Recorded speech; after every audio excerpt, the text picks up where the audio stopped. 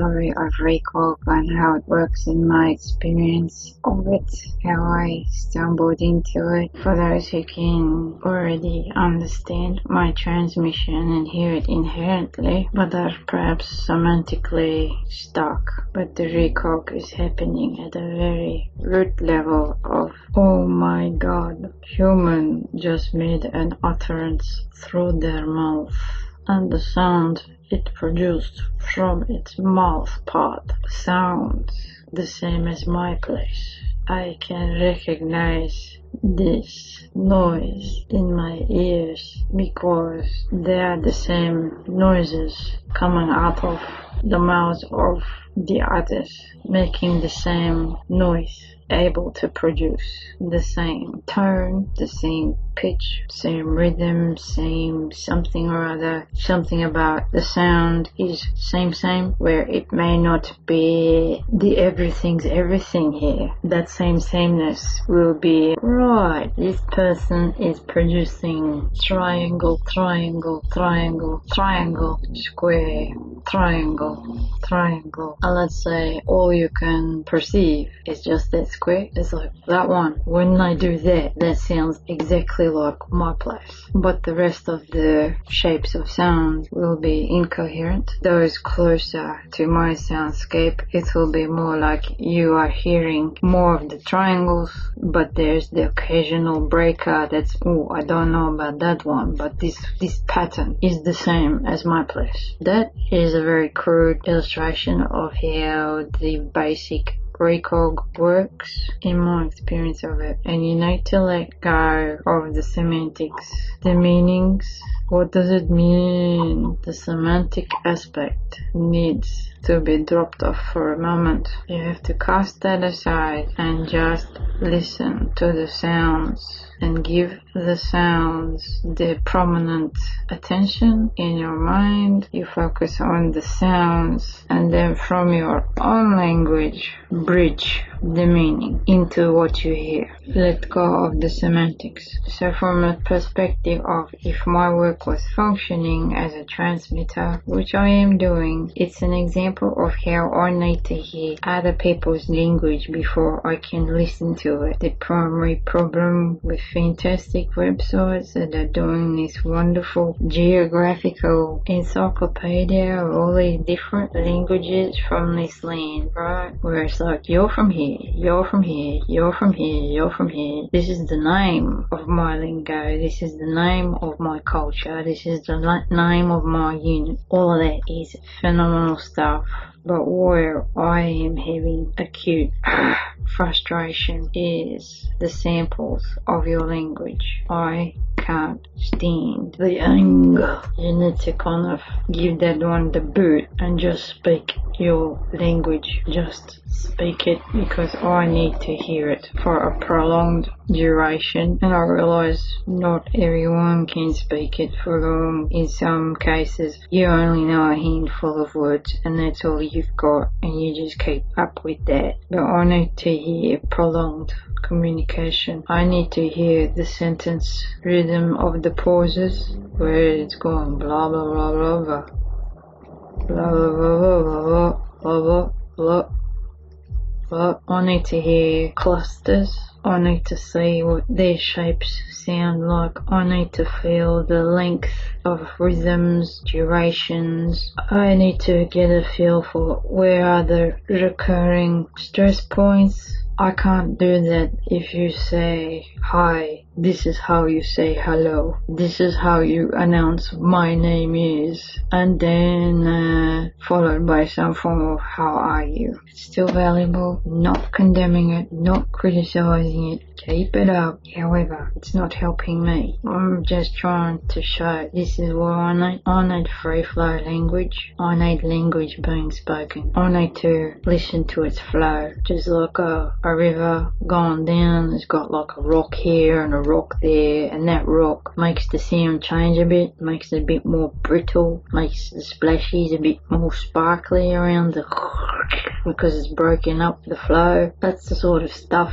I need to listen and hear. Right, so we've got different shades of transmission, perception, ability to recognize familiar in the patternologies, soundology, the tones, any nuance where there is an immediate sense of, I know it, I've heard it before, I've had a dream about this.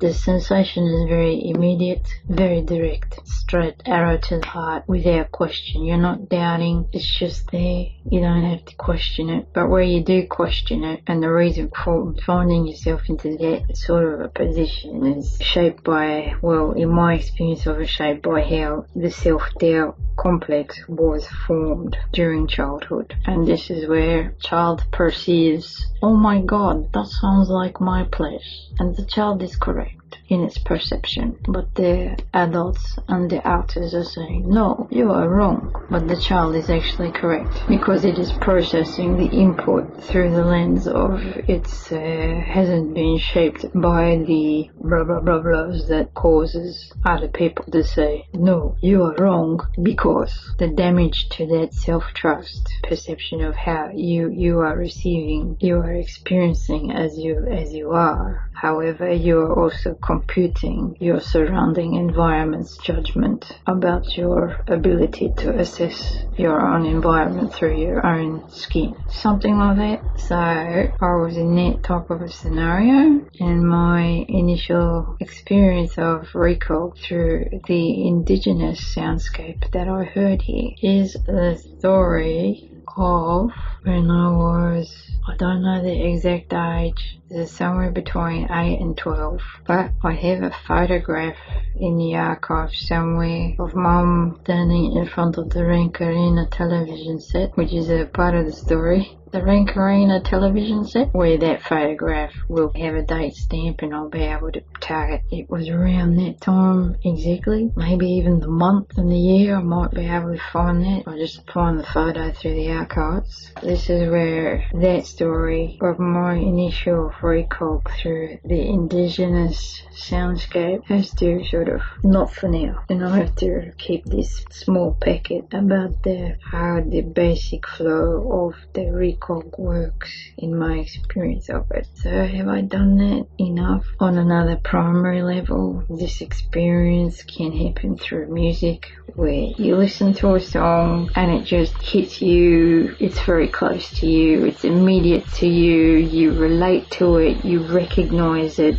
recognizes you through the sound, through the tone, through the rhythm, through the chords, through the structure, through the melody, through the bass, through vocals, through sound. It covers the whole gamut. You hear what you hear, and the process of receiving it, you experience a sense of, oh my god, that is so fuck yeah. Perhaps it's a sense of not being alone. I'm not sure. I feel its expression can be multitudinal, all sorts of different frames of mind when people experience. I'm not even sure how to describe. I can't find the word for it. Without a thesaurus, I can't find it. I have amnesia with the vocab. I can't find it. When you feel you want to hold on to the sound, you want to press the replay because you just need to hear that song again, you just want to hear it because there is something in that song that is affecting you and you want to connect with it. Something like that is one version, but there's going to be other stories, similar type of thing. We have a sound, we have audio-visual presentation of some kind, and you go, whoa,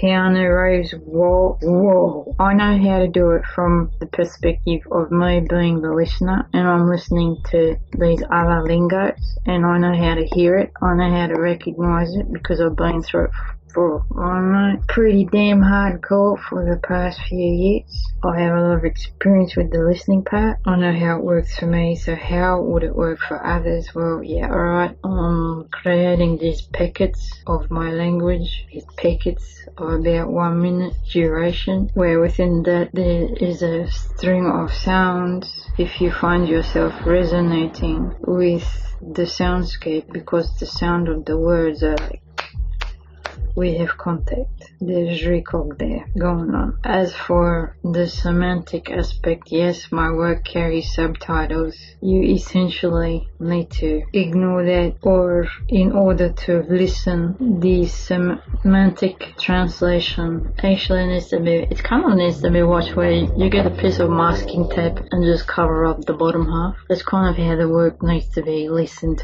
to, but the semantic has been included, the translative has included, because that helps others calibrate.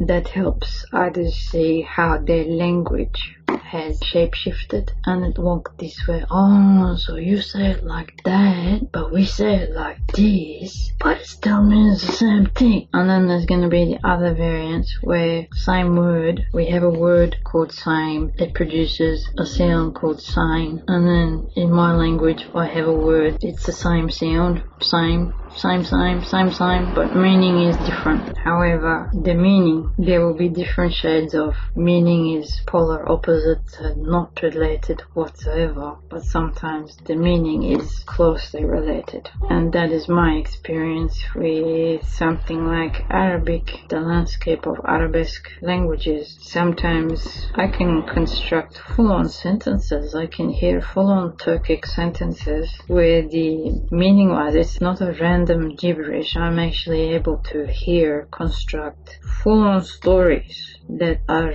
relatively not so random. They are poetically very poignant and mind-blowing sometimes, and it's like a secondary parallel track where the meaning-wise it's not going to be exactly the same, but it offers a secondary parallel which is equally interesting for me. I think it's amazing. Same. And then there is another layer on top of that, which is the typography. I'm calling it a typography because I am approaching this from a design, visual communication perspective stream. I'm coming from design, not through linguistics. So even though there may be some form of overlap, it's important to keep tabs that my discipline is design at the core. It's design. It's the same, that issue of space differentiation is exactly the same as what I saw at uni. Within the discipline of design, we had website designer,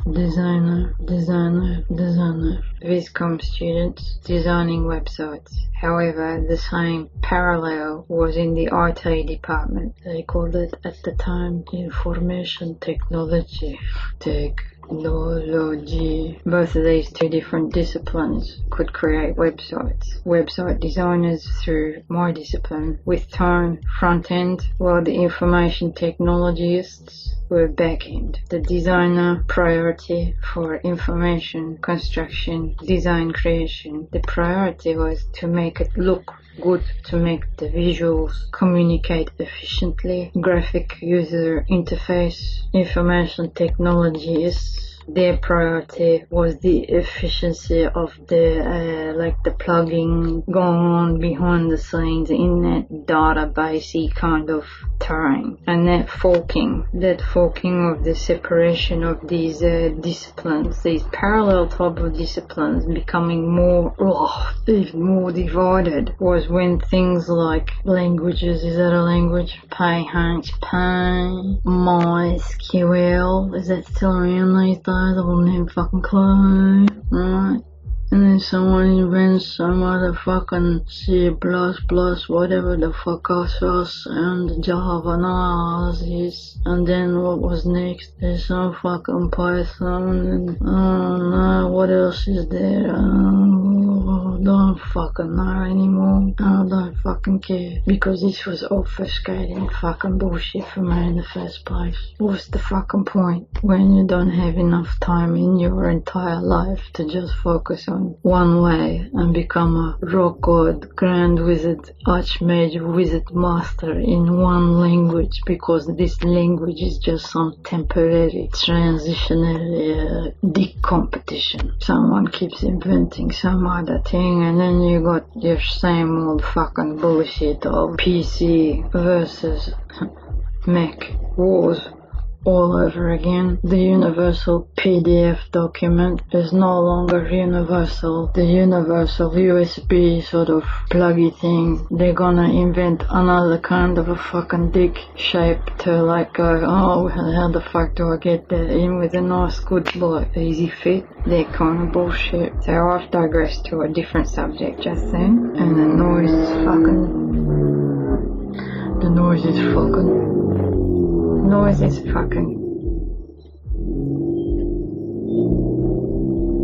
absolute psychopathy here. But I digressed, but it's relevant, and I did want to keep this package that's just there. How do I signal show the Recog process as I've experienced it, so that others who are not experienced like me, or others who have never seen it, who are not aware or conscious of it, how it can work, how I've experienced it, how do you see it? And I think on some plane it's best that there is no explanation, because when you see it, you see it, and you can't unsee it. For the indigenous lingos of here, I've already mentioned it in other videos. I come from west of NG, because at the Australis point, NG, let's try to illustrate the NG divide. Kind of a bit mishy-mushy, just not quite a hard edge, because humans were transported through boat and it breached natural skew. It breached. It was able to cross what was formerly just never crossed before, boat. And that plugs back to here of how that parallel divided further after the creation of new technology. The creation of other languages impacted the ability to design just a fucking website, upload a fucking picture with some text without requiring all of this additional MySQL PHPism. The time it takes to download a website today is still like rolling at dinosaur speed for me, whereas a basic HTML from the 90s would load like that. Back in the day when we had to optimize JPEGs etc. as well, we had to optimize the graphics to try and reduce the file size down to just a few kilobytes, reduce the colors. Alright, truly have diversified in the subject of the original target, so I'll have to split the video. Bir şiir daha var, okuyayım mı? Yeter! Adım Ayşe!